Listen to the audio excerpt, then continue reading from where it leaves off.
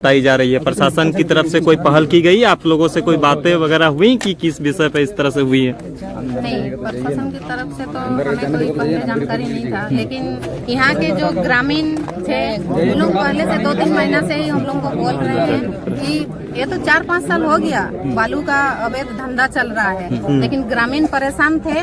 बाहरी बालू माफिया लोग अपना हाईवा से बालू लेके जा रहा है और ग्रामीण का जो छोटा छोटा ट्रैक्टर चलता है वो चलने नहीं दे रहा था। इनको 3-4 महीना से कॉल करके बुला रहे थे कि आप आइए और थोड़ा देखिए। जब रात को आ गए ये तो प्रशासन वहाँ बैठे हुए थे और वो खुद बैठ के बालू चला रहे थे हाईवा में और बिना यूनिफॉर्म के थे, यूनिफॉर्म में नहीं थे। तो हम लोगों को कैसे पता चलेगा कि ये प्रशासन है कि पब्लिक है, माफिया लोग है? हम लोगों को तो कुछ पता नहीं चला। आरोप आप लोग किस पे लगा रहे हैं, किसकी वजह से इस तरह से हुई है? ये तो हम आरोप लगाएंगे प्रशासन और बालू माफिया दोनों मिले हुए हैं, क्योंकि दोनों अगर नहीं मिले हुए होते तो इतना टॉर्चर नहीं होता। प्रशासन का कोई हक नहीं बनता है उनको 3rd डिग्री टॉर्चर करने का, बुरी तरह टॉर्चर किया। क्या क्या पूरा डिटेल बताइए। देखने दिया गया आपसे, मिलने के दिए? पूरा डिटेल बताइए। रात को मेरे पास खबर आया कि ऐसा बात है, आप आ जाइए। तो तुरंत हम जितना हो पाए मेरे से सबको कॉल करने की कोशिश किए, कोई फोन उठाए कोई नहीं उठाए। रात का बात है, सब सोते हैं, वो मान रहे हैं। तो रात से ही हम घर से ही निकले, गाड़ी से ही फोन कर करके आ रहे हैं। हम यहाँ आए तो इन लोगों को भी नहीं पता था, उनके साथ जो लोग थे उन लोगों को भी नहीं पता था कि ईचागढ़ थाना लेके गए, कि टिकर लेके गए, कि चौका लेके गए, कि कहाँ लेके गए, इन लोगों को नहीं पता था। तो हम लोग डायरेक्ट आए ईचागढ़ थाना। तो यहाँ दोनों गेट में, छोटा गेट बड़ा गेट दोनों में ताला लगा हुआ था। तो हम लोग आए तो हम लोग को घुसने नहीं दे रहा था, अंदर जाने नहीं दे रहा था। तब हम बोले कि हम उनके बीबी है, मेरे को मिलना है उनसे। तो ठीक है तुम चलो। दोनों घुसे, हम लोग दोनों घुसे। जब घुसे तो उनका हालत देख के मेरे आंख से पानी आ गया मेरा। इतना बुरी तरह मारा है, उतना हम लोग कोई क्रिमिनल है जो इतना टॉर्चर किए हैं। पूरा रात भर कपड़ा खोल के मारे हैं, पूरा कान से फेस से पूरा एकदम ड्रेस में पूरा खून लथपथ है, एकदम पूरा खून लगा हुआ है। क्या क्रिमिनल थे हम लोग? ठीक है, अगर हम लोग वहाँ मौजूद थे या पब्लिक का हेल्प कर रहे थे या बालू माफिया का हेल्प कर रहे थे या प्रशासन का हेल्प कर रहे थे, कुछ भी कर रहे थे, तो तुमको अरेस्ट करो। हम मना नहीं कर रहे, तुम अरेस्ट करो, लेकिन डिटेन करने का हक किसी को नहीं है। और रात को ये लोग क्या किए हैं, बालू माफिया और प्रशासन मिल के दोनों मिल के डिटेन किए हैं। जब हम लोग अंदर गए तो वो बोले कि नहीं पानी चाहिए।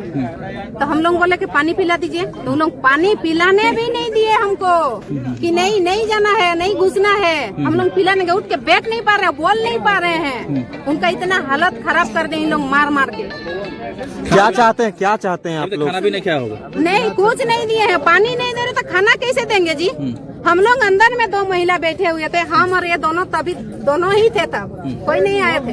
हम उतना रात को आके यहाँ सुबह से बैठे हुए थे। तो बोले कि बाहर जाइए, तो नहीं तो उनका एनकाउंटर कर देंगे। किसको बोल रहे हैं? उनको एनकाउंटर कर देंगे। बाहर कौन इन लोग के यहाँ बैठे हैं? बोले भगा उन लोग को। ना महिला का कुछ इज्जत है ना पब्लिक का। तो प्रशासन किसके लिए बने हैं? हम लोग वॉशरूम जाने के लिए खोज रहे थे, तो बोले भगाओ इसको। कौन घुसा दिया?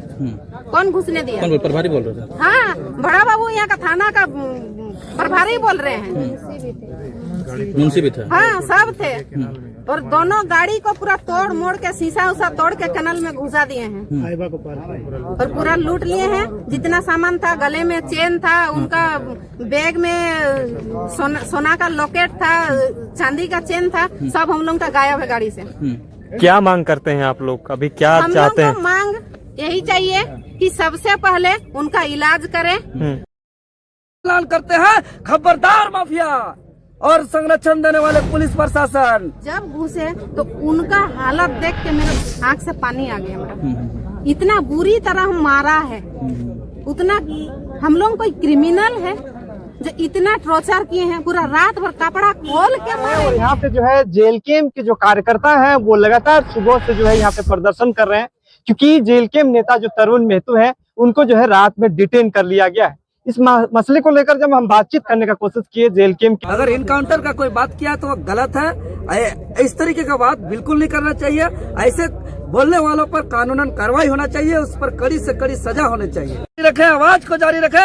आज ईचागढ़ से हम ऐलान करते हैं, खबरदार माफिया और संरक्षण देने वाले पुलिस प्रशासन।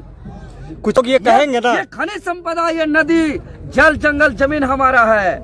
आप इस तरीके से गैर कानूनी काम करके पूरा कुचल नहीं सकते हैं झारखंडियों को, आदिवासी, मूलवासी, ग्रामीणों को।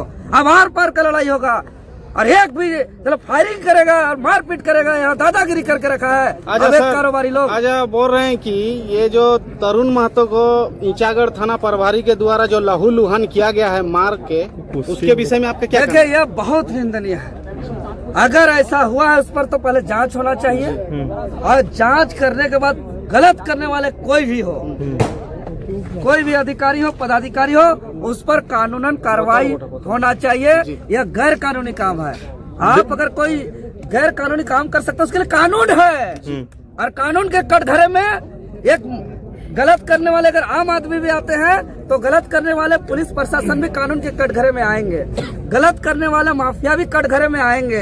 गलत करने वाले चाहे वो एसपी हो, एसएसपी हो, आईजी हो, डीआईजी हो, डीजीपी हो, चाहे विधायक हो, मंत्री हो, कोई भी हो, तो कानून के कटघरे में आएंगे। कानून से ऊपर कोई नहीं है, कानून से ऊपर कोई नहीं है। ईचागढ़ थाना प्रभारी के द्वारा तरुण महतो को बार बार धमकी दिया जा रहा है कि अगर ज्यादा कुछ बोलिएगा या कुछ कीजिएगा तो आपका इनकाउंटर करके मार दिया जाएगा। इसके विषय में आपका क्या कहना है? देखिए, ये किसी का राज नहीं चलता है, उसको मालूम नहीं है, संविधान का ज्ञान नहीं होगा। क्या सूर्या हासदा का पार्टू बनाना चाहते हैं क्या?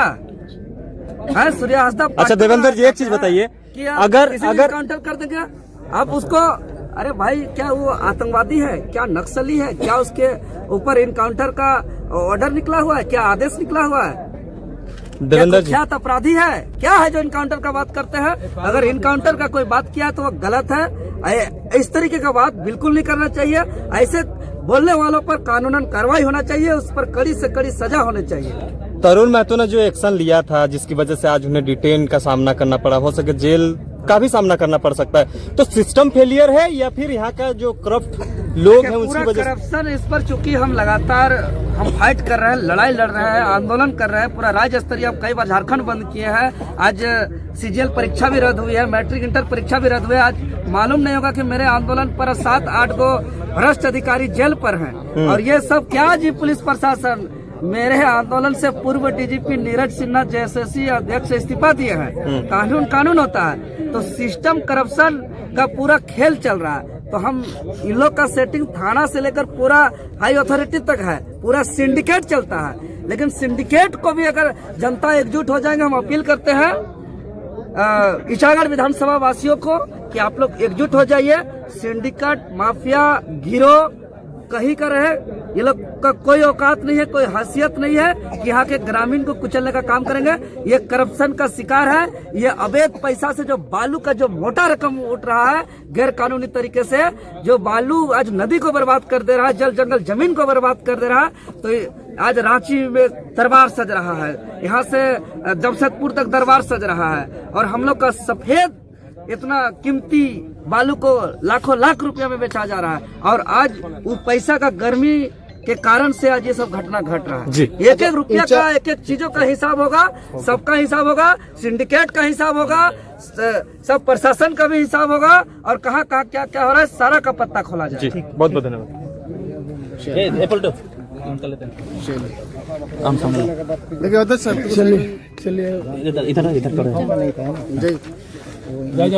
क्या क्या घटना हुआ है, कैसे जानकारी मिला आपको? क्योंकि